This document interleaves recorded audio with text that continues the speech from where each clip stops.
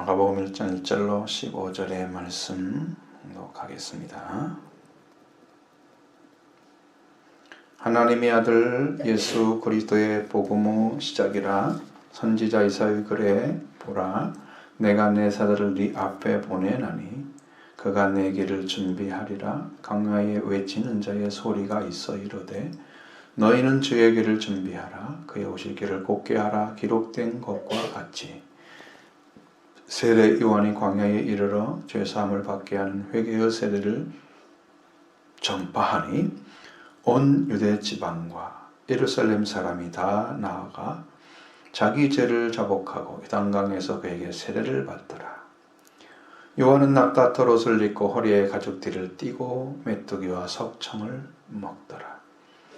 그가 전파하여 이르되 나보다 능력 많으신 이가 내 뒤에 오시나니 나는 굽혀 그의 신발끈을 풀기도 감당하지 못하겠노라. 나는 너에게 물로 세례를 베풀었거니와 그는 너에게 성령으로 세례를 베푸시리라.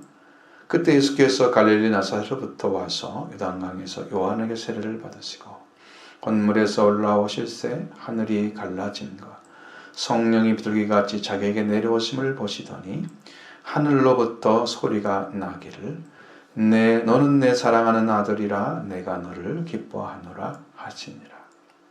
성령이 곧 예수를 광야로 몰아내신지라. 광야에서 40일을 계시면서 사탄에게 시험을 받으시며 들짐승과 함께 계시니 전사들이 수종 들더라. 요한이 잡힌 후 예수께서 갈릴리에 오셔서 하나님의 복음을 전파하여 이르시되 때가 찼고 하나님의 나라가 가까이 왔으니 회개하고 복음을 믿으라 하시더라. 아멘. 이 말씀들 이루어져야 됩니다. 오늘 하나님 그걸 아주 매우 깊게 보고 계신 것 같아요. 왜냐하면 예전에 여러분들에서 기도 잘 안 됐단 말이죠. 그리고 어느 날 지난 수요일 저녁에 하나님께서 저에게 여기서 말씀을 전하고 기도하는 순간인가 그때 딱 저에게 뭘 보여주셨어요. 근데 정말 귀한 건데 여러분들을 어떠한 죄가 있어도 제가 다 감싸서 여러분의 심령을 대변해 주라 그래요. 그러니까 제사장이 하는 거죠. 제사장이 제물 드리고 이제 죄 사했으니까 용서해 주시라고. 그거 하는 거죠. 그 일을 하라는 거예요. 그리고 하나님의 마음이 바뀌신 거예요. 여러분이 이 하나님의 뜻을 정확하게 알고 이해하신다면 따라오시면 됩니다. 그대로 믿고. 굉장히 중요한 혁신적인 일이 될 거예요. 이 문제가 작은 일이 아니에요. 여러분의 생명이 회복되는 일을 시작하신다면 그거야말로 최고의 축복이 될 것입니다. 여러분도 이제 넉넉히 예수 그리스도와 함께 걸어가는 그 믿음의 자녀들로 세우시겠다는 거죠. 어떠한 순간이 와도 여러분 편에 서서 그렇게 하시잖아요. 예수님도 우리 편에 서셔서 자기를 십자가에 못 박는 자들 위해서 대신 기도하시잖아요. 용서해달라고. 나를 못 박는 사람을 위해서 기도할 수 있어요? 십자가에? 주님 그거 하시잖아요. 그렇게 하라는 거예요. 그러니까 주님은 여러분을 엄청나게 사랑하시는 거예요. 근데 그런 마음을 여러분이 회복한다면 여러분은 주님께 충성하겠죠. 주님을 향해서 나오신 것입니다. 우리가 이 세상 살아가면서 믿고 의지해야 될 것들이 한 가지 딱 있습니다. 세상 길을 걸어가면서 세월을 살아가고 있지만 분명히 걸어야 할 길이 오직 한 가지밖에 없습니다. 우리에게 주신 하나님의 명령은 주님께로 받은 복음, 그 복음만이 여러분이 걸어가야 할 길입니다. 그것을 믿고 여러분이 걸어가게 되면 여러분을 안전하게 하나님 보장해 주십니다. 그것과 연결이 딱 돼 있어요. 여러분, 반석에 세운다는 말이 그런 의미죠. 반석만이 사탄이 깨트릴 수가 없는 완전한 것입니다. 그래서 거기에 교회가 세워지니 사탄이 틈타지 못해요. 여러분을 지켜주실 것입니다.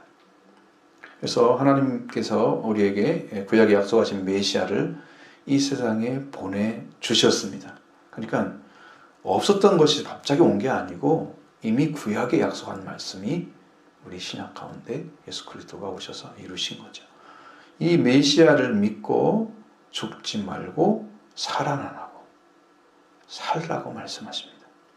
근데 우리가 그를 믿으려고 하면 우리는 그가 누구인지를 아는 것이 첫 번째입니다. 그리고 바늘콩보다 더 좁은 문에 들어가서 좁은 길을 걸어서 생명을 주러 오신 분을 믿음으로 영접하는 문제가 또 하나가 있죠. 그렇게 함으로써 이 깊은 소식을 영접한 성도들 안에 속죄와 부활이 성령을 통해서 이루어집니다. 그리고 천국 복음을 소유한 자가 되는 거죠. 그렇게 되어야 복음의 제자가 되는 것입니다. 지금 주님께서 오셔서 이 거룩한 은혜를 우리에게 주셔야 하는 이유가 무엇입니까? 우리가 누구인가를 아는 것이 먼저죠. 분명히 하나님께서 모든 세계를 창조하셨다. 그렇게 기록되어 있는데 이 말씀은 그냥 알아지는 게 아니고 히브리서 3장 11장 3절의 말씀에 보면 믿음으로 모든 세계가 하나님의 말씀으로 지은 줄 우리가 아나니 라고 되어 있습니다. 그러니까 믿음이 없으면 성경을 읽어도 글자를 읽는 거지 하나님이 지으셨다는 믿음이 안 생기는 거죠. 그러니까 천지창조를 하셔서 하나님 허락하시는 믿음도 믿음이 없으면 창조하셔서 주신 그 은혜도 우리가 알지 못한다. 믿어지지가 않는 거예요. 그러니까 성경 분명하게 태초에 하나님이 천지를 창조하셨다고 하셨습니다.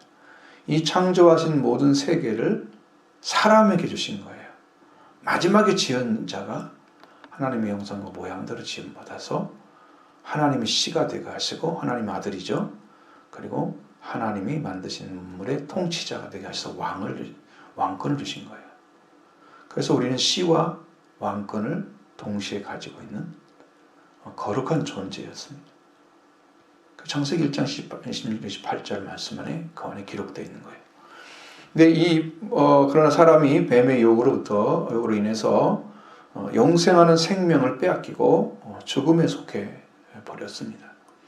그 사람이 가지고 있는 것은 육신을 가진 존재로 120년 살고 생애를 마치며 죽는 자가 된 거예요. 그럼 사람이 죽으면 성경에서 보면 죽으면 한 번 죽는 사람이 정하신 거라고 그랬죠. 그 이후에는 심판이 있다고 말씀하셨잖아요. 그리고 이제 거기서 결정되는 거예요. 죽음을 통해서 영생과 영불이 결정이 됩니다. 이곳에서 예수님을 통해서 죄의 문제를 해결하고 새로 태어난 사람은 하나님의 자녀로 영생을 받고 이 세상에서 죽음을 주는 죄를 해결하지 못하면 죄의 열매인 사망의 열매를 맺어서 영불에 들어갑니다. 우리의 인생은 한 번밖에 없듯이 우리가 살고 있는 이 생애 가운데 우리에게 구원의 기회도 한 번밖에 없습니다. 다음 생이 있는 게 아니에요. 받지 못하느냐 받느냐 영생과 영불이 여기서 결정이 되는 거예요. 그러니까 지금 그 시간에 하나님의 마지막 시간인 카이로스가 진행되고 있습니다. 하나님이 정하실 때죠. 하나님의 구약시대의 마지막 선지자 요한을 통해서 예수 그리스도가 보내신 하나님의 말씀을 우리에게 소개해주고 그리고 우리가 어떻게 그 구원하러 오신 예수 그리스도를 믿고 한 번밖에 없는 구원의 길을 이제 받아서 이 구원의 기쁜 소식 하나님의 복음을 받을 것인가 받아야 되는가를 말씀해주고 있습니다. 특별히 지금 마지막 때에서 전 3년 반이 시작되었다. 여러분 계시록에 나오지 않는 이야기입니다만 다니엘서에 나오는 대로 지금 71회 중에서 69회가 다 이루어지고 한 일회가 남아있어요. 그 이래가 전 3년반과 후 3년반입니다. 그 이래에 전 3년반이 시작돼서 지금 추수가 진행되고 있어요. 그럼 여러분을 저보고 감싸주라는 말은 무슨 말이에요? 여러분을 죽지 않게 하나님께 올려드리라는 거예요. 피를 통해서. 예수님의 보혈로 여러분을 씻어주는 기도를 드리고 있습니다. 여러분도 기도하시면 여러분이 속죄가 이루어지는 걸 확신할 수 있을 거예요. 기도하셔보세요. 기도 않고 쭉 가는 사람 모를 거예요. 그러니까 내가 구원받는데 안 받는데 모르고 우왕좌왕하면 안 되겠죠? 믿음이 없어서 그렇게 안 하길 바랍니다. 엘리야가 기도해서 3년 반 동안 비가 오지 않았죠. 그것과 똑같은 거래요. 전 3년 반이. 사람의 심령이 황폐된 상태가 된답니다. 구원을 받아들이기가 점점 힘든 시기가 된답니다. 지금 그러고 있습니다. 이제 그 코로나19에 의해서 많은 사람들 교회가 이제 많은 교회들이 성도들이 교회를 떠났습니다. 그리고 이제 다 돌아도 예배 드려도 된다라고 딱 했습니다. 우리가 그런 지가 1년 한 5개월 정도, 2년 5개월쯤 되나요? 이렇게 되니까 성도들이 교회를 떠난 사람들이 돌아온 사람들이 굉장히 적습니다. 그동안 힘들어도 다 교회 다녔던 사람들은 괜찮은데 그러지 않은 사람들은 다 떨어졌습니다. 위험한 거죠. 지금 전 3년 반에 사람의 마음이 황폐해져서 믿음도 사라지고 구원받기가 힘든 시기로 접어들었습니다. 그러니까 3년 6개월이 전 3년 반이 지나가게 되면 휴거가 이루어집니다. 그때가 얼마 남지 않았습니다. 아닌지인지는 그때 지나보면 알아요. 여러분이 이게 가짜로 들리걸랑 여러분의 불신이 가득 차 있던 거 아셔야 돼요. 잘 들으시기 바랍니다. 믿음으로 받으셔야 됩니다. 지나가면 여러분 나중에 영원히 후회가 될 것입니다. 정말 힘든 복음이고, 그래서 이 세상은 점점 저 그리스도에 의해서 박해를 받고 이제 그리스도에서 경배하지 않는 자들은요 밥도 못 먹게 될 수 있어요. 악한 세력들이 계속 들어옵니다. 더러운 영들이 계속 옵니다.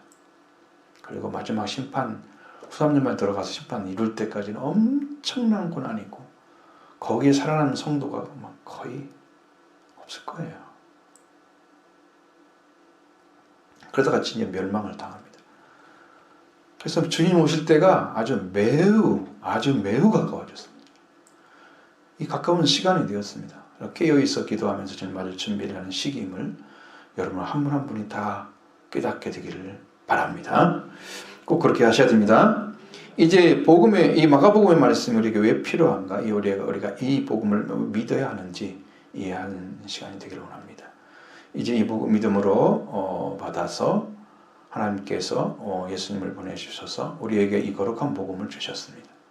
이 복음을 믿음으로 우리에게 이루어지는 것이 무엇이고 우리는 어떻게 이 복음을 믿고 복음으로 얻은 복을 누려야 하는지 여러분 잘 이해하시고 믿는 시간, 복된 시간 되기를 바랍니다.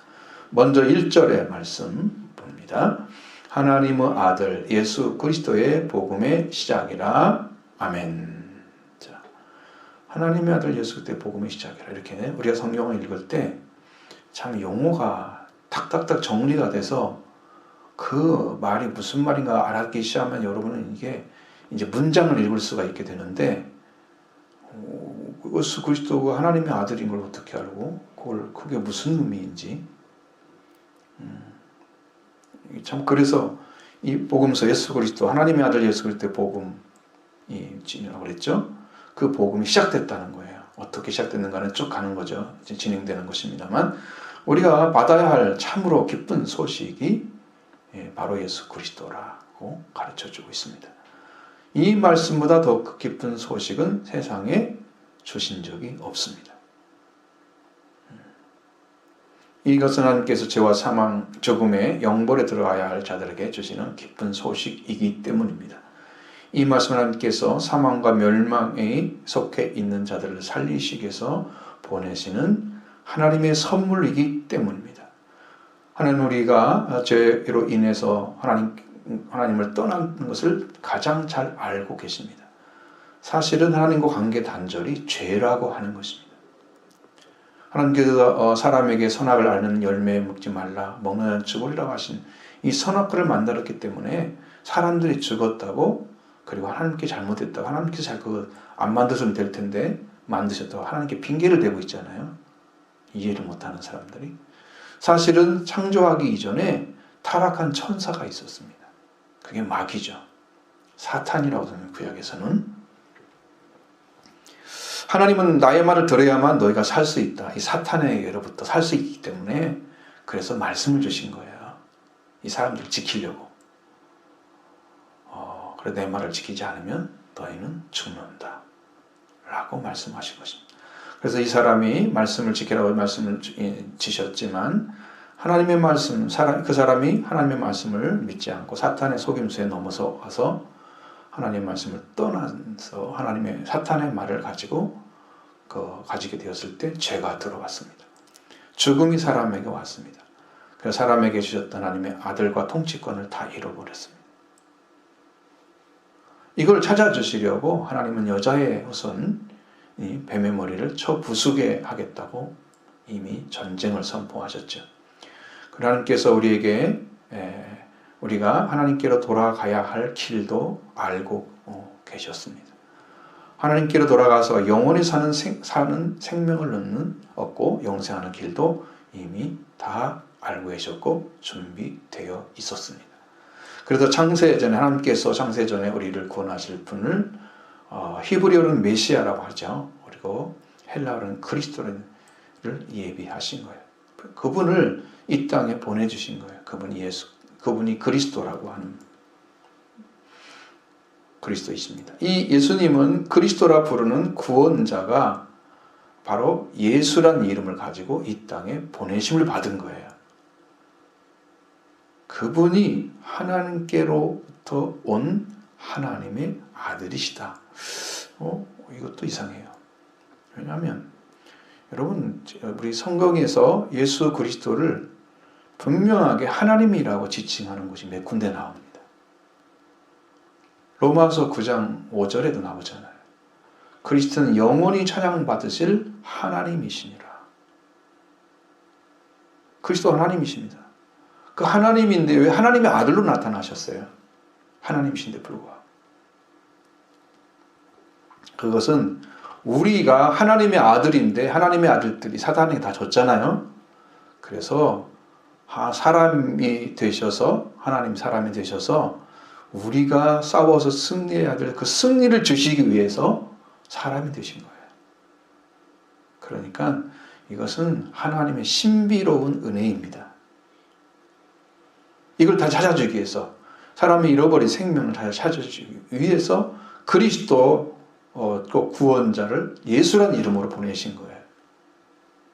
그 이름을 오셨어. 하나님의 아들이라고 부르는. 그래서 그분이 이겨주면 우리가 다 하나님의 아들로 들어가서 아들과 통치권을 다시 찾게 됩니다. 여러분은 구원이 이루어지는 거죠. 사탄을 인자가 되죠. 완전한 승입니다. 이분이 인카네이션 된 분입니다. 성육신 대신 그리스도와 하나님의 아들이신 예수님, 그분이 오셨기 때문에 그분은 우리에게 참된 기쁜 소식입니다. 하나님이 인카네이션 되신 하나님의 아들 예수 그리스도를 이 땅에 기쁨 소식으로 보내주신 거예요. 이분이 오늘 우리가 믿는 예수 그리스도이십니다. 이분을 믿으면 무슨 문제가 해결되느냐? 바로 그것을 알려주시기 위해서 오늘 말씀에서 주시고자 하는 메시지입니다. 2절로 6절의 말씀 같이 봅니다. 선지자 에사야 그래 보라 내가 내 사자를 네 앞에 보내노니 그가 내 길을 준비하리라. 강야에 외치는 자의 소리가 있어 이르되 너희는 주의 길을 준비하라. 그의 오실 길을 곧게 하라. 기록된 것과 같이 세례 요한이 광야에 이르러 죄사함을 받게 하는 회개의 세례를 전파하니 온 유대 지방과 예루살렘 사람이 다 나아가 자기 죄를 자복하고 요단강에게 세례를 받더라. 요한은 약다털 옷을 입고 허리에 가죽띠를 띠고 늑지와 석청을 먹더라. 아멘. 우리는 지금 왜 갑자기 이사야 선지자 이사야 글을 기록해 줬는가를 알아야 되죠. 구약의 선지자들은 모두 신약에서 구원을 이루시기 위해서 하나님의 뜻을 전해 주었던 그런 예언자들입니다. 구약의 예수님 오시기 6개월 전에 세례를 주었던 선지자 세례 요한에 대한 예언이 이사야서에 기록이 되어 있는 거예요. 이 말씀을 인용해서 세례 요한이 무엇을 위해서 하나님께 그에게 예언을 했고 무엇을 하라고 말씀하셨는데 그가 무엇을 했는지 라는 말씀이 오늘 이제 2절로 6절 말씀 안에 들어가 있는 거죠. 자, 2절로 3절에 바로 이 말씀이죠. 선지자 이사야의 글에 그래서 보라 내가 내 사자를 네 앞에 보내노니 그가 내 길을 준비하리라. 광야에 외치는 자의 소리가 있어 이르되 너희는 주의 길을 준비하라. 그의 오실 길을 곧게 하라고 기록되어 있다. 이건 이사야 40장 3절의 말씀입니다. 여기서 하나님께서 보내신다고 하는 자는 내 사자죠. 일꾼을 말합니다.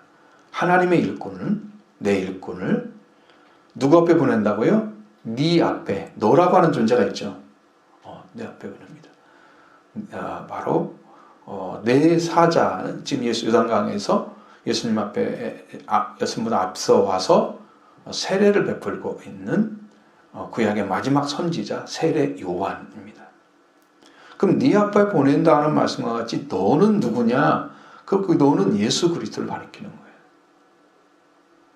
그래서 바로 하나님께서 이 세상에 보내셔서 인류를 구원하시려고 보내신 분인데 바로 그가 예수 그리스도인 것입니다. 그러니까 이 말씀은 세례 요한을 예수님 앞에 보낸다고는 예언이 구약에 이미 있었던 거예요. 그것이 이루어진 것을 알았던 것입니다. 복음서를 기록하는. 그래서 이 말씀을 인용을 한 것입니다. 그가 내 길을 준비하리라. 예수님이 가시는 길이 있다는 거죠. 세례 요한이 하는 일입니다. 또 3절에 외치는 자의 소리가 있어 이르되 너희는 주의 길을 준비하라. 그의 오실 길을 곧게 하라고 기록되어 있습니다. 3절에서 외치는 자의 소리가 그의 음성인데 세례 요한이 외치는 메시지를 그의 광야에서 외치는 소리라고 말합니다. 먼저 주의 길을 준비하라고 명령하고 있습니다. 근데 주의 길이란 말이죠. 바로 구약에서는 이 주라는 존재는 여호와를 가리킵니다. 그러면 이 땅에 예수라는 이름으로 오신 분이 하나님인 것을 얘기하고 있습니다. 근데 인간의 모습 나타났어요. 그래서 사람들이 알아보지 못한 거예요. 하나님을 모르고 제사한다고 하니까 참남하다 그러잖아요. 신성모독한다고 얘기하죠. 하나님이 죄를 사하는데 신성모독한다고 예수를 모독하는 더 나쁜, 그가 누군지 모르면 그런 짓 합니다. 이게 문제인 거예요. 자, 그래서 2절에 내가 내 사자를 내 앞에 보내니 그가 내 길을 준비하리라 하는 것은 세례 요한이 예수님의 길을 준비하리라 라고 하신 것입니다. 그러면 요한이 예수님이 가는 길을 준비하는데 뭘 어떻게? 물로 세례를 주면서 회개하라고 외치는 것이 주님의 길을 준비하는 것이었어요. 3절에 광야에 외치는 자의 소리가 있었다고 합니다. 즉 광야에 외친 자의 소리는 요한이 전파하는 소리, 음성입니다. 이사야는 너희는 주의 길을 준비하라. 그의 오실 길을 곧게 하라고 말합니다. 주의 길은 구약으로 말하면 여호와의 길. 너희는 여호와의 길을 준비하라. 그럼 구약이 하나님이죠.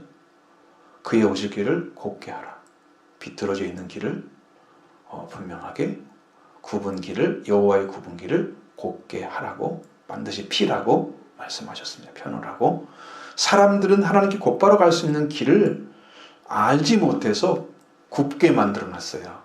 그 길을 딱 피는 거예요. 세례 요한의 세례를 통해서.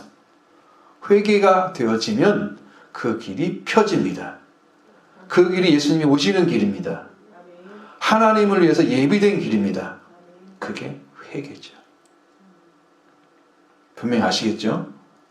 딱 나와 있습니다. 너무 정확합니다.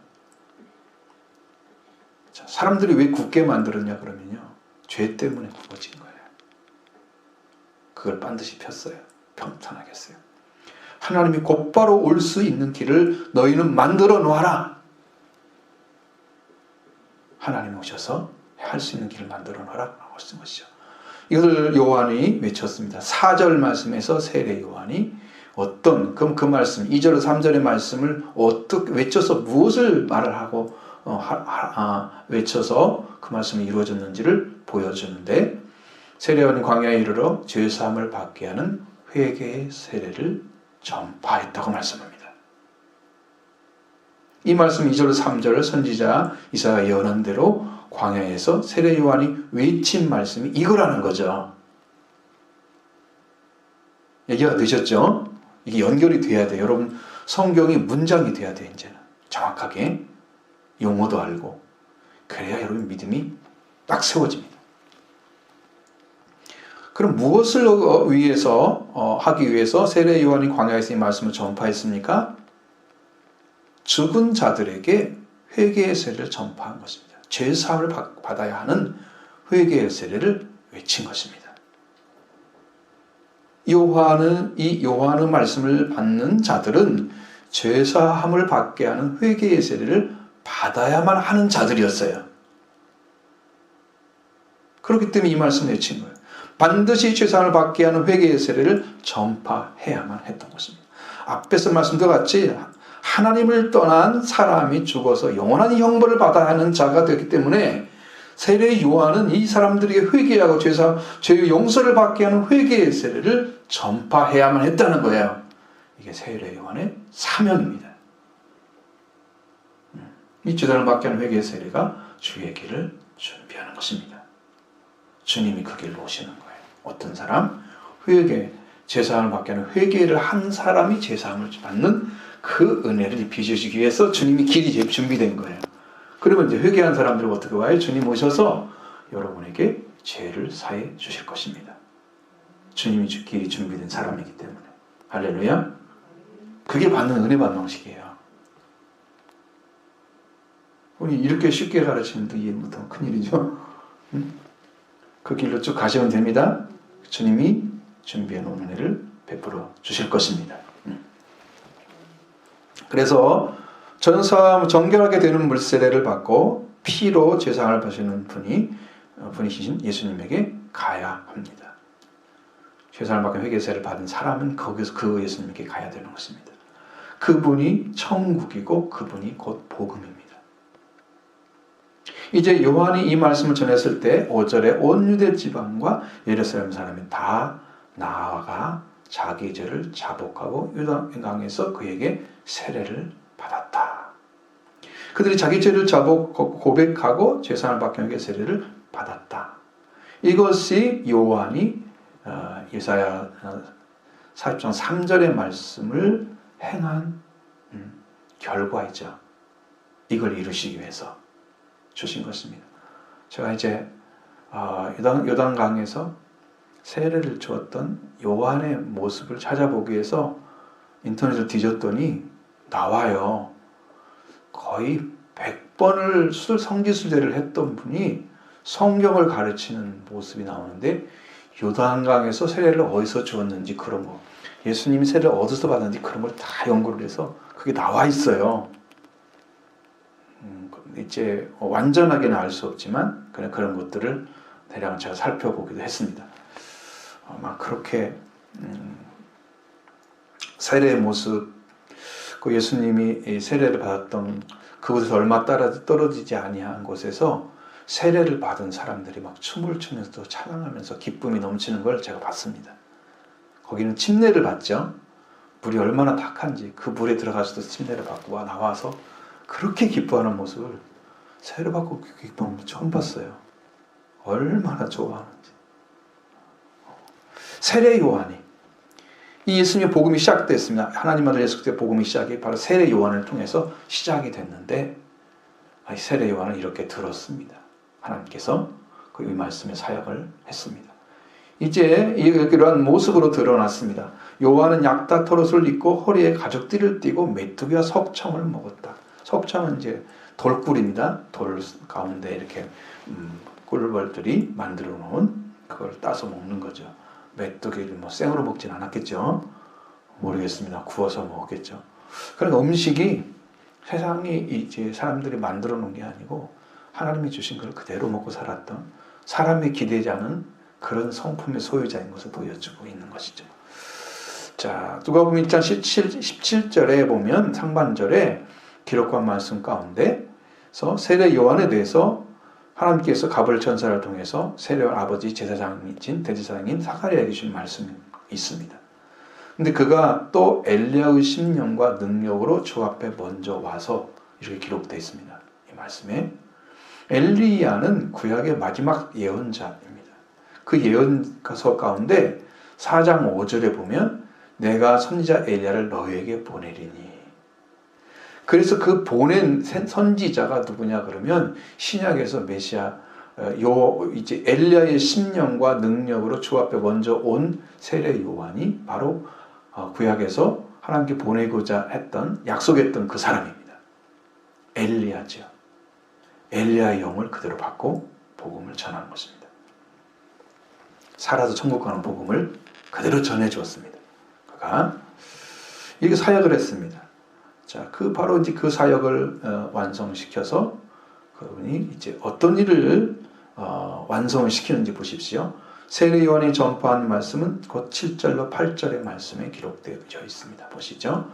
그가 전파에 이르되 나보다 능력 많으신 이가 내 뒤에 오시나니 나는 굽혀 그의 신발끈을 풀기도 감당하지 못하겠노라. 나는 너에게 물로 세례를 베풀었거니와 그는 너에게 성령으로 세례를 베푸시리라. 아멘. 자, 요한에 전한 첫 번째 말씀은 7절에 나보다 능력이 많으신 이가 내 뒤에 오시나 나는 그의 신발끈을 풀기도 감당하지 못하겠다고 고백하고 있습니다. 세례 요한은 성령에서 아주 유일한 사람입니다. 어떤 사람이냐면 태에서부터 성령이 충만한 사람입니다. 어머니 태에 하나님께 주신 아들인데 그 태에 있을 때부터 성령이 충만했다. 그래서 성령이 충만함을 받고 외치는 말씀이 뭐냐면 회개를 외치는 거예요. 그래서 성령이 충만한 사람들은 능력을 외치고 이러는 게 아니고요. 회개를 외치는 거예요. 사실 이 세상에서요. 회개를 외쳤을 때 그 말씀을 듣고 돌이키게 하는 능력이 하나님께서 세상에 주신 최고의 능력이라 그래요. 그래서 예수님이 그랬잖아요. 이 땅에서 여자가 낳은 자 중에 세례 요한보다 더 큰 이가 일어남이 없도다. 왜? 그가 그 큰 능력을 가졌기 때문에, 회개시키는 능력을 가졌기 때문에 그렇습니다. 세례 요한을 가르쳐 예수님 말씀하신 거예요. 그 능력, 회개시키는 능력이었습니다. 그러나 내 뒤에 오시는 이는 나보다 능력이 많으시다고 말씀하시잖아요. 회개하는 능력보다 더 큰 능력은 무슨 능력이겠어요? 회개한 자에게 죄사함을 주는 능력입니다.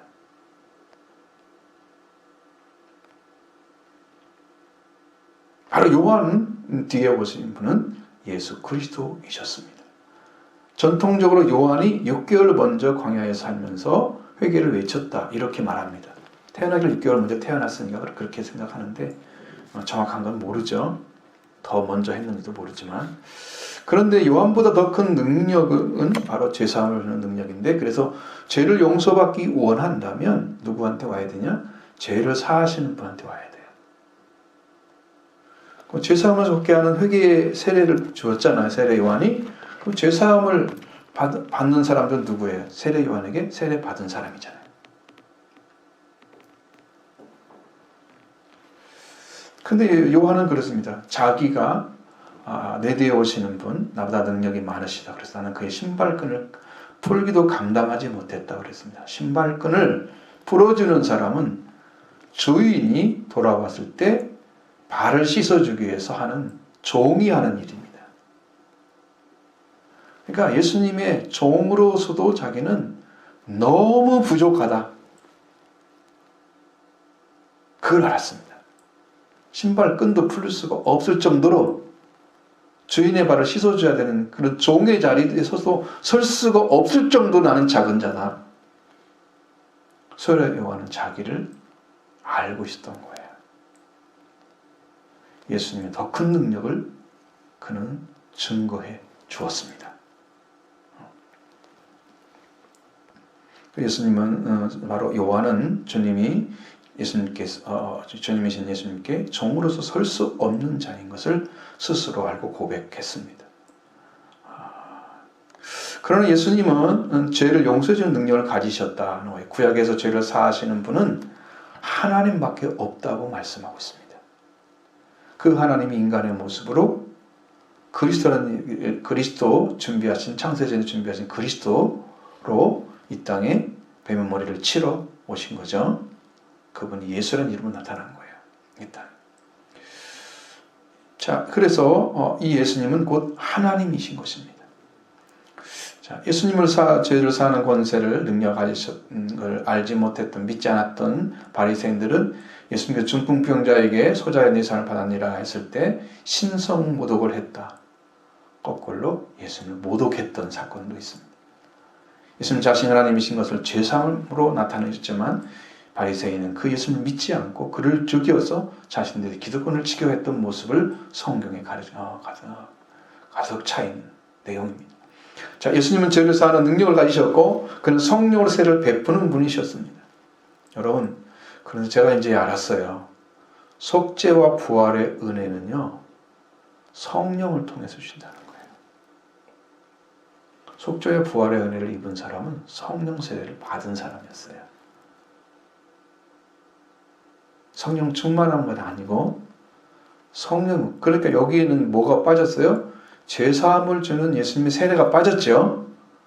그럼 예수님이 이루셔서 뭘로 오신다? 성령으로 다시 오셔서 여러분과 저의 죄를 사해 주십니다. 그래서 성령으로 세례를 주실 분이라고 소개를 하는 거예요. 할렐루야.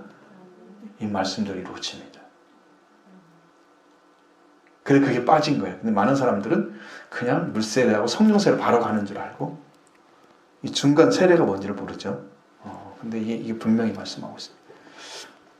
자, 그걸 알게 된 거예요. 속죄와 부활이 이루어진 사람은 성령 받은 사람입니다. 할렐루야. 여러분 다 이루어진 삶을 여러분 이제 예수님 믿고 살아가는 거죠. 우리의 믿음입니다. 자, 이제 예수님께서 요한에게 왔습니다. 9절로 11절의 말씀 보시죠. 그때 예수께서 갈릴리 나사렛으로부터 와서 요단강에서 요한에게 세례를 받으시고 건물에서 올라오실새 하늘이 갈라짐과 성령이 비둘기같이 자기에게 내려오심을 보시더니 하늘로부터 소리가 나기를 너는 내 사랑하는 아들이라 내가 너를 기뻐하노라 하시니라. 아멘. 자, 예수님께서 갈릴리 나사렛으로부터 와서 요단강에서 구약의 마지막 선지자인 세례 요한에게 세례를 받으러 오셨다 그랬어요. 예수님께 세례를 받아야 할 이유가 무엇입니까? 여러분, 요단강에 와서 세례 요한에게 왔던 온 유대와 예루살렘에서 왔던 사람들이 한 일이 뭡니까? 자기들의 죄를 자복했잖아요. 고백했잖아요. 요한의 세례를 받았죠? 그럼 예수님은 왜 요한의 세례를 받았습니까? 예수님은 죄가 없으신데 요한에게 세례를 받으러 오시는 거예요. 자신의 죄를 자복하고 속죄를 받기 위해서 오는 거예요. 근데 속죄함을 주시는 분이 요한의 세례를 받으러 오신단 말이에요. 예수님은 죄를 사시는 능력이 있으시기 때문에 자기 죄를 고백하고 속죄 받기 위해서 오실 이유가 없어요. 그런데 죄인의 모습으로 세례를 받으신 게 뭐예요? 우리를 위해서 회개하신 겁니다. 우리가 요한의 세례를 받을 때, 물세례를 받을 때 그 예수님의 회개 때문에 우리가 들어가는 거예요. 속죄가 무엇인가를 알게 되는 거예요. 죄사함을 줄 분이 누군가를 알게 되는 거예요. 그래서 예수님은 이것으로 참년 공생의 사역을 시작하신 거예요. 뭘로 시작했다? 회개로 시작한 거예요. 회개로. 예수님께서 요한에게 세례를 받은 두 번째 이유는 요한이 구약의 의로움을 가진 자였기 때문입니다. 그래서 회개를 외쳤습니다. 돌아와라. 하나님의 의를 받아야 된다. 노아도 외쳤잖아요. 하나님의 의를 외쳤어요. 그러나 사람들이 한 사람도 안 들어 가족만 구원받았잖아요.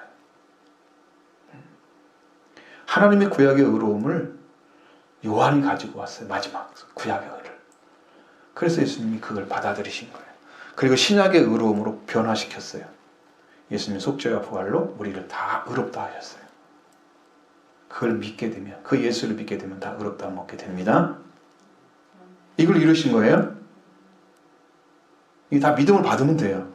이게 하나님 말씀이기 때문에 정확하게 구약의 의를 받으시고 그 의름을 완성하셔서 예수님 속죄와 부활을 속죄를 이루시고 부활을 이루심으로써 완전하게 의름을 완성하신 것입니다. 예수님은 회개로 시작해서 예수님 속죄와 부활로 의로움이 이루어지기 위해서 세례 요한의 세례를 받으신 겁니다.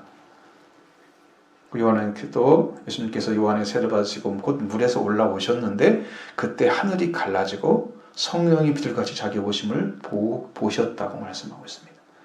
죄인이 재산을 받기 위해서 하는 회개를 받는 그 세례를 받고서 하늘이 갈라지고 성령이 비둘같이 내려오는 것 가능합니까? 죄인은 가능하지 않죠? 죄인이 어떻게 하나님께서 죄인이 돌아온 거 기뻐하시지만 하늘이 갈라지고 성령을 내리고 그걸 안 하세요? 예수님만 하신 거예요. 예수님 죄가 없으시기 때문에. 죄가 없으시고 죄를 사하시는 능력을 가진 예수님에게만 이루어지는 일이에요. 얘는 하늘이 갈라졌습니다. 성령이 비둘같이 내려오심을 예수님이 보셨습니다. 예수님 어떤 분인가를 나타내고 있습니다.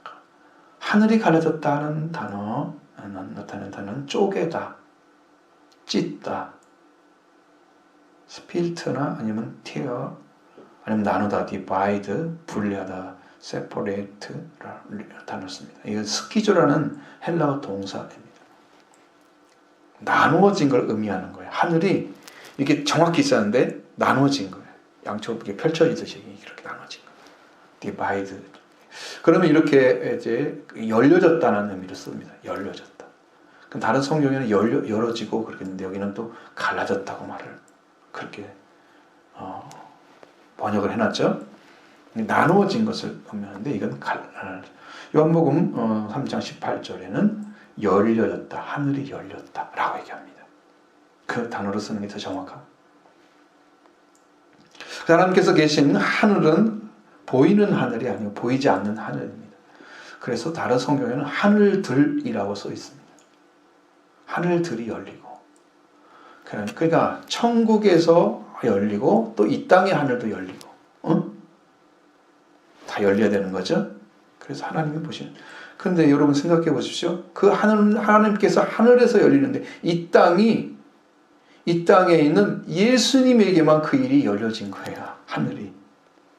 수없는 사람이 있는데 불구하고 지구상에 예수님만 유독 그게 열린 거예요. 하늘이 열린 거예요. 그리고 성령이 비둘기처럼 내려오셨습니다. 이 예수님은 하나님께서 주신 거룩한 일을 행하고 있었다는 사실을 하나님이 보여주신 것입니다. 하나님이 그에게 관심을 가지시고 말씀하시고 능력을 하나님 사용하실 때는요, 하나님 뜻을 이루기 위해서 행하는 자들에게 그렇게 하시는 거예요. 아무에게 나타나가지고 하나님 말씀하시고 하늘이 열리고 성령이 내려오시고 이런 일이 일어나지 않아요. 예수님이나 세례 요한에게 물세례를 받는 것은 하나님의 뜻을 이루시기 위해서 시작된 첫 번째 관문이었던 것입니다. 그곳에 하나님은 하늘을 여시고 보셨던 것입니다. 그리고 예수님은 성령이 비둘기같이 자기 위에 내려오심을 보셨습니다. 예수님 하나님의 크신 권능을 입으시고 하나님의 성령 권능으로 갈릴리에 돌아가셔서 사역을 시작하십니다. 그러려면 반드시 하나님의 절대적인 능력, 권능이 필요했던 것입니다. 그 하나님은 하늘 문을 여시고 성령 비둘기처럼 내려오셔서 그 일이 시작된 것입니다. 거기에서 하늘로부터 소리가 나기를 너는 내 사랑하는 아들이라 내가 너를 기뻐하노라고 말씀하십니다. 여기 나타난 하늘이라는 단어는요, 하나님 나라와 동의어로 사용되고 있습니다. 하나님 나라, 천국, 하늘, 위이라는 단어 성경은 다 하나님 나라를 가리키는 동의어입니다. 하늘 그랬으니까 무슨 하나님 나라 아니죠. 성경 다 보세요. 똑같이 사용하고 있습니다. 그러니까 분명히 하늘이 갈라졌다, 이게 열려졌다.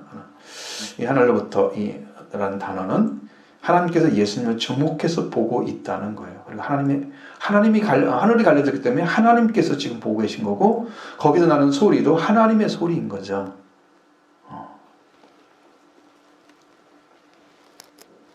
하나님의 음성이 들려온 것입니다. 하늘로부터 소리가 났다 그랬습니다. 하늘을 여신 하나님께서, 하늘문을 여신 하나님이 하나님의 목소리를 들려주신 거예요. 하나님은 예수님을 향해서 너는 내 사랑하는 아들이라 인정하셨죠? 내가 너를 사랑하노라 고백하셨죠? 하나님의 사랑의 대상이었습니다. 하나님의 기쁨의 아들이었습니다. 하나님의 뜻을 이루고 하는 그 사역을, 죄인을 받는 세례를 받으심으로써 시작하는 인류의 죄를 짊어질 구주가 되셨기 때문에 하나님이 기뻐하신 것입니다. 하나님이 그를 사랑하신 것입니다. 하나님의 사랑하는 아들, 하나님의 기쁨이 되는 일, 바로 세례 요한의 불세를 받으신 예수님의 모습을 보여주고 있습니다. 그리고 이제 성령께서 예수님을 광야로 즉시 몰아내셨다라고 말씀하십니다. 12절 13절 말씀 보겠습니다. 성령이 곧 예수를 광야로 몰아내신지라 광야에서 40일을 계시면서 사탄에게 시험을 받으시며 들짐승과 함께 계시니 천사들이 수종 들더라. 아멘. 성령에 의해서 예수님을 몰아냈다. 성령으로.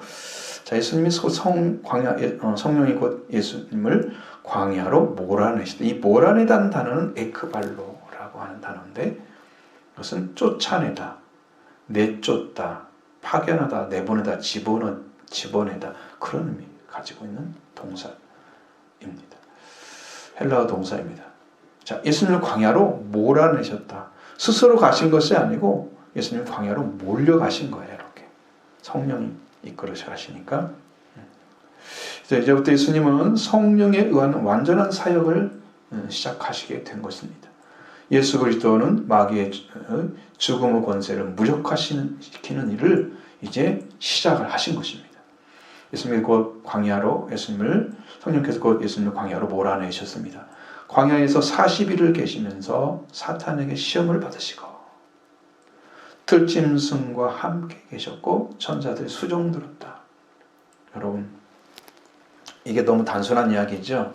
그런데요, 이 말씀이 얼마나 중요한지 여러분 아셔야 돼요. 왜 중요하냐? 예수님께서 광야를 통과하신 거예요. 인류는 태어나면 다 광야를 거친답니다. 가나안 땅에 들어가기 위해서. 광야를 꼭 거친다고 합니다. 어떤 사람은 다 그런데요. 이게 이제 천국에 들어가서 영적으로 쓴 사람들은 가나안 칠족과 싸움이 있어서 거기에 완전한 싸움은 뭐냐면 말씀을 받아야 이기는 겁니다. 거기까지 들어가야 돼요. 근데 그 중간에는 광야에 출애굽한 다음부터 그 광야 생활을 해야 됩니다. 예수님은 그 광야 생활을 40일 동안 통과를 하신 거예요.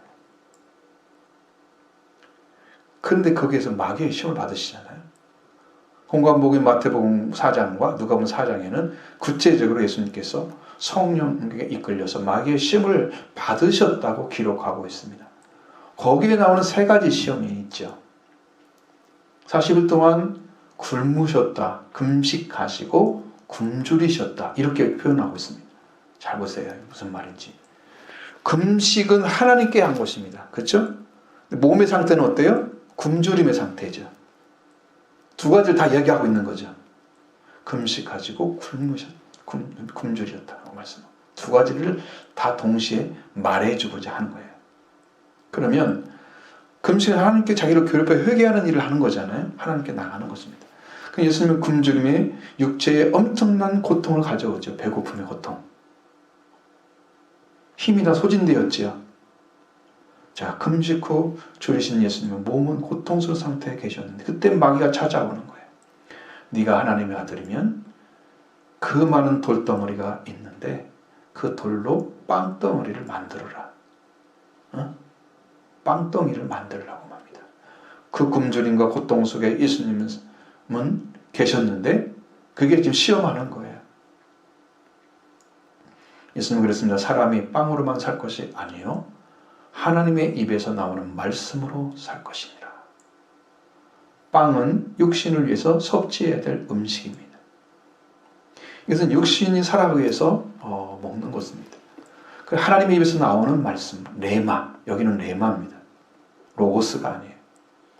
육신이 아니라 영이 살기 위해서 먹는 음식입니다.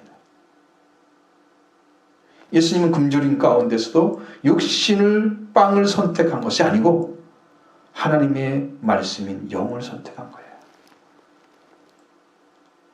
인간의 빵이 아니에요. 그 고통 가운데도 예수님은 하나님의 말씀을 선택하신 거예요. 그래서 승리하신 것입니다. 사탄은 육신을 선택하기를 바랬습니다. 하나님의 아들이니까 너는 할 수 있어 라고 용기까지 주면서 얘기했잖아요. 그는 패했습니다. 예수님이. 마귀는 두 번째 시험을 했습니다. 예수님은 성전 꼭대기에 세우고 네가 하나님의 이름을 뛰어내려라. 그러면 그가 하나님께서 너를 위해서 천사에게 명령해서 내 발이 돌에 부딪히지 않게 할 것이다 라고 말합니다. 마귀는 예수님에게 하나님의 아들이면 하나님을 이렇게 시험하라고 말합니다. 예수님은 주 너희 하나님을 시험하지 말라 한 말씀으로 승리합니다. 마귀는 세 번째 시험을 했습니다. 마귀는 예수님을 지극히 높은 산으로 데리고 가서 천하의 영광을 다 보여주면서 말했습니다. 네가 엎드려 내게 경배하면 내가 이 모든 걸 네게 주겠다. 참으로 자기를 모르는 마귀의 교만이 하늘을 찌르고 있습니다. 하나님의 창조한 걸 누구한테 줘요? 우리와 같이 사람의 모습 나타낸 하나님의 아들 예수 그리스도는 하나님께만 경배하고 섬기라고 말씀하고 있습니다. 예수님은 주기도문에서 아버지 이름이 거룩힘을 받으시오며 라고 말했습니다. 아들 된 사람은 아버지 이름을 존귀하게 여겨야 됩니다. 그렇게 만들어 가야 됩니다. 그게 자녀의 자리라고 말하고 있는 거죠. 예수님 그 삶을 사신 거예요. 그렇기 때문에 마귀가 아버지에게만 경배해야 됩니다. 마태복음 4장 10절에 예수께서 말씀하시되 사탄아 물러가라 기록됐을 때 주 너희 하나님께 경배하고 다만 그를 섬기라 하였느니라. 그렇게 말씀할 때 마귀는 물러가고 천사가 그를 섬기기 시작했다라고 기록되어 있는 거죠. 이제 예수님은 성령 사역과 천사가 함께하는 사역이 시작된 것입니다. 그때부터 이러한 승리가 마귀의 세력을 무력화시키는 일이 된 것입니다. 그리고 마태복음 14장에서는 세례 요한이 잡힌 후에 죽임을 당했다는 말씀이 기록되어져 있습니다. 마가복음에서는 1장 14절에 요한이 잡힌 후에 예수님께서 말씀으로 하나님의 복음을 전파하기 시작했다고 증거해 주고 있습니다. 자, 14절로 15절의 말씀 같이 봅니다. 요한이 잡힌 후 예수께서 갈릴리에 오셔서 하나님의 복음을 전파하여 이르시되 때가 찼고 하나님의 나라가 가까이 왔으니 회개하고 복음을 믿으라 하시더라. 아멘. 그래서 하나님의 복음의 전파는 언제 이루어지느냐? 요한이 잡힌 후에 이루어집니다. 여러분 안에도 아직 회개가 안 된 사람은 요한이 지금도 전파해야 돼요. 회개가 이루어진 사람은 요한이 잡혀도 됩니다. 이제는 요한의 복음을 들을 필요가 없어요. 하나님의 복음을 전해야 돼요. 위치가 달라졌죠? 그렇습니다. 그래 여러분의 영적인 위치가 지금 회개가 안 된 사람은 세례 요한의 복음이 계속 와야 돼요. 그럼 복음의 시작만 하는 거예요. 하나님의 복음이 전파되잖아요. 10년 가운데. 이 일이 진행되어야 여러분의 구원이 이루어지지 완전하게. 이 일이 진행 안 되고 매일 시작만 하면 어떡해요? 회개를 안 했기 때문에 시작을 하는 거잖아요. 맨날. 결론도 안 나와요. 그렇게 시작하면. 요한이 잡힌 후에 예수님이 이제 하나님의 복음을 전하기 시작하는 거예요. 그때야 예수님을 다스리는 일이 시작된 것입니다. 이게 영적인 이치예요. 이 사람만 휴거가 이루어져요. 복음에 온 사람들. 예수의 속죄와 부활이 이루어진 사람들, 성령 받은 사람들이 예수님이 들려주시는 거예요. 여러분, 이게 아주 간단하게 말씀드리니까 잘 실정이 안 나시는 건데, 여러분 영이 그걸 아셔야죠. 믿으셔야 됩니다. 그래서 예수님의 말씀처럼 세례 이제 이 말씀이 분명히 그렇게 이루어지는 거죠. 하나님의 복음의 전파는 요한이 잡힌 후에 이루어지기 시작하는데, 자, 마가복음 6장에서는 세례 요한이 죽음을 다루고 있습니다. 공관복음인 마태나 누가복음에서는 요한이 물로 세례를 베푸는 사역이 끝났다. 그리고 예수님의 공생애가 시작됐다고 말합니다. 근데 좀 다르게 보여지는 부분은 요한복음입니다. 요한복음은 예수님께서 사역을 하고 계시는, 공생애 사역을 하고 계시는데 요한도 물로 세례를 베푸는 모습도 나타나고 있습니다. 3장에 보거나 4장 것을 연결해서 보면 겹쳐서 나타나고 있습니다. 그러니까 일정 기간 예수님이 성령 사역을 펼치고 계실 때 세례 요한이 세례를 주는 사역도 병행해서 있었다는 것을 성경은 이야기하고 있습니다. 근데 마가복음에 정확하게 세례 요한이 잡혀서 아직 처형되기 전이에요.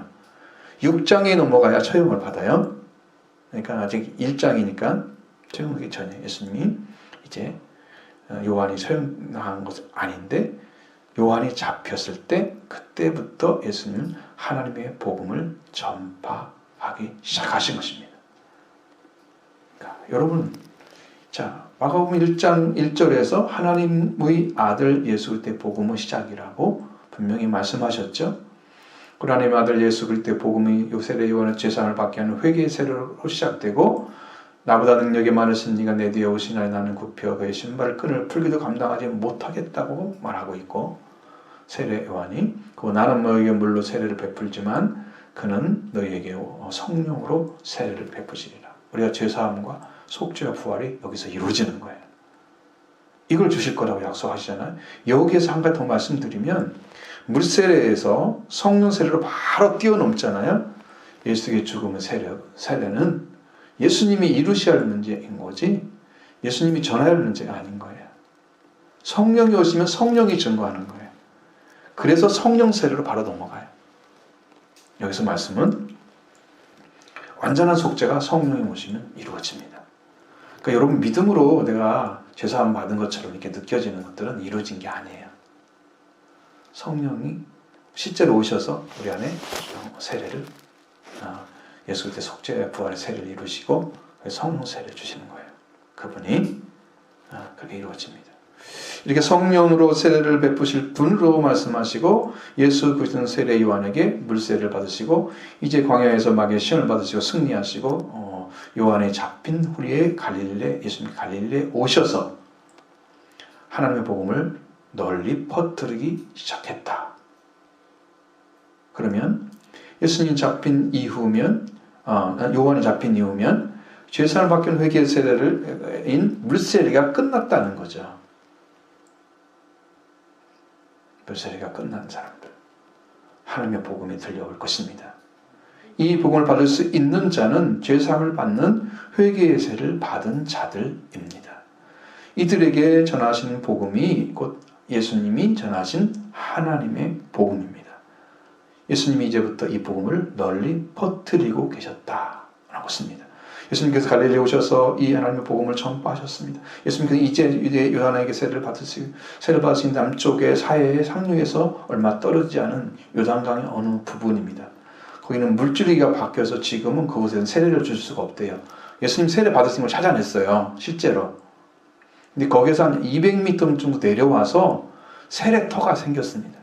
제가 그 영상을 보니까 거기 그게 있던데, 자, 그러니까 예수님 세례를 받으시고 그것은 유대 지방에 있는 예루살렘에 가까운 곳입니다.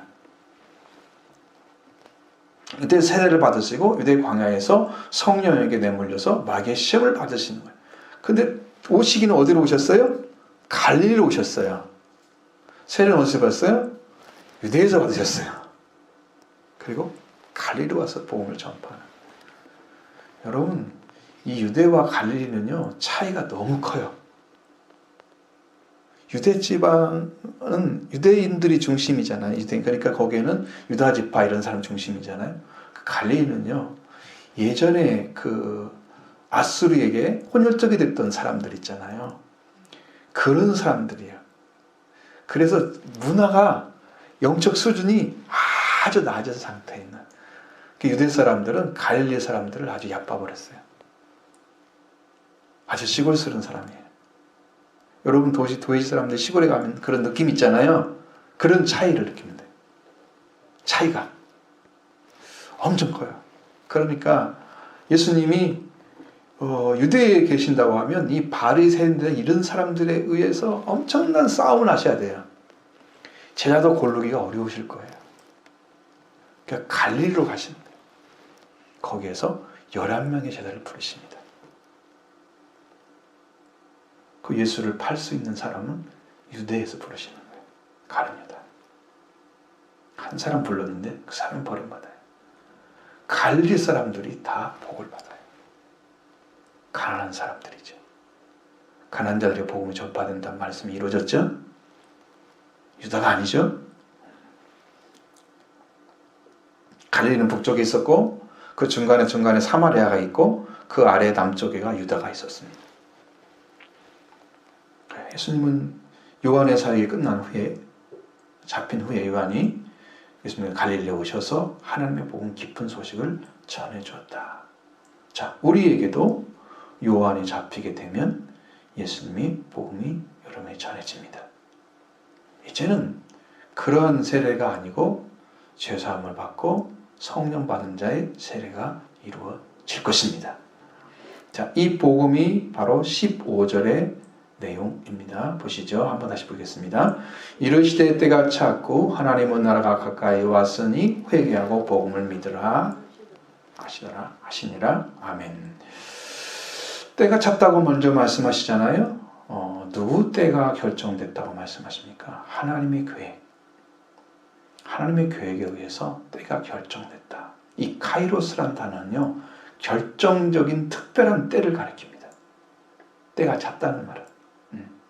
특별한 때가 왔다는 거예요. 하나님께서 그 사탄과 전쟁할 것이라고 말씀하셨죠? 그 여자의 후손이 오셔서 뱀의 머리를 치실 때가 바로 지금인 것이죠. 뱀은 곧 마귀 사탄을 가리키는, 사탄의 별명이 마귀입니다. 원래는 사탄이라고 불러야 맞는 거예요.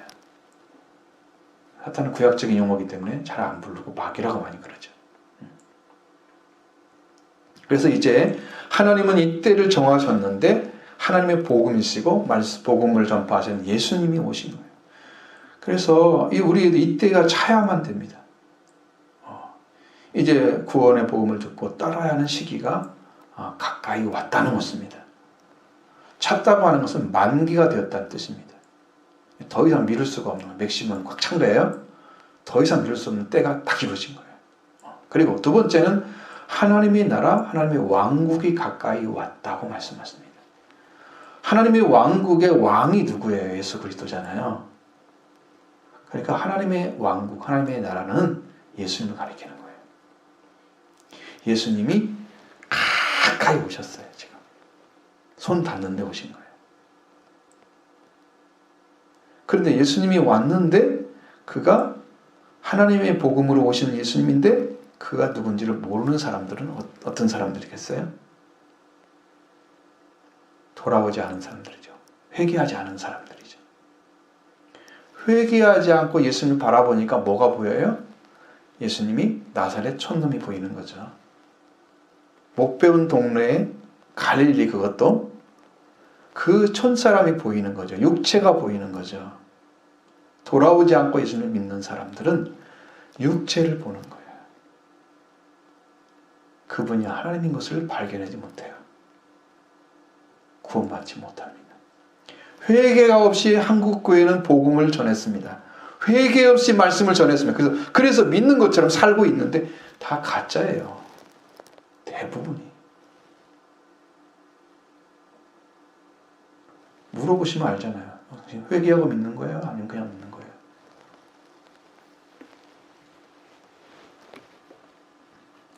하나님의 통치가 지금 가까이 왔으면 왕국이 예수님 다스리는 주의 날이 이루어진 선거입니다. 주의 날이 이루어져야 하나님의 음성이 들려옵니다. 이 기쁜 소식, 하나님의 왕국인 예수님께 가까이 오셨습니다.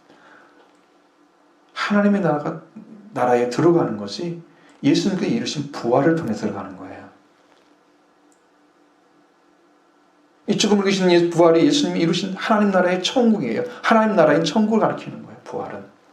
그 여러분이 부활의 예수님을 만나셔야 되는 거예요. 막달라 마리아는 뭐밖에 몰랐다? 나를 위해 돌아가실 예수님은 알았어요. 그래서 죽음은 알고 있었어요. 나를 위해 죽은. 그 죽음은 알고 무덤을 찾아간 것입니다. 무덤을 두 번째 찾아가면 안 되죠. 여러분 갈릴리로 가셔야 하잖아요. 처음 불렀던 그 사람이 사명을 받아야 하잖아요.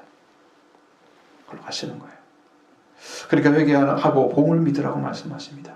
회개와 죄사함과 성령 세례 받는 이 복음이 기쁜 소식인 것입니다. 회개하고 성령 받는 것이 기쁜 소식입니다. 할렐루야. 이것이 예수님 오셔서 여러분은 다 이루어질 것입니다.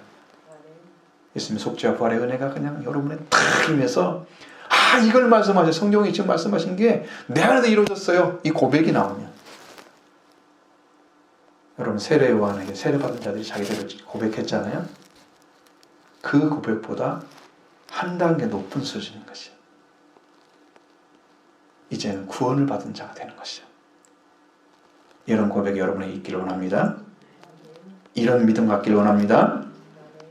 이것이 예수님이 세우고자 하는 교회의 모습인 거예요. 첫 번째 교회의 모습인 거예요. 이렇게 세례를 받고 제사함을 주시며 성령 세례 주신 예수님을 믿는 것이 회개하고 복음을 믿는 것입니다. 회개한 성도는 자기 죄를 회복하고 고백하는 사람들이죠. 그런 자기가 죄인인 걸 알기 때문에 내가 믿고 따를 뿐인 누군가를 알고 있는 사람입니다. 나를 위해서 피를 흘려서 죽으실 그분을 아는 자만이 예수님의 구주로 영접합니다. 바로 그거죠. 막달라 마리아처럼 죄인 위에서 죽으신 그것만 알고 있는 사람이 되면 안 되는 거죠. 이제는 부활을 이루신 예수님을 믿으시기 바랍니다. 여러분은 그 자리에 서야 됩니다. 그래서 하나님의 복음을 받은 사람, 이 기쁜 소식, 예수님께서 여러분의 죄를 완전하게 사해서 하나님의 아들과 왕의 자리를 찾아주시는 회복의 역사를 이루시는 그분이 여러분에게 오셨습니다. 그분이 하나님 약속하신 그분이었어요. 약속하신. 그러니까 그분을 여러분이 발견해내야지 그분의 능력을 붙잡고 늘어지지. 끝까지 가지. 그래야 예수님의 복음이 귀한 줄 알지. 너무 귀하니까 예수 그리스도로 믿고 사랑하면서 그 믿음의 길을 걸어가는데 최선을 다하는 삶을 살아가는 거예요.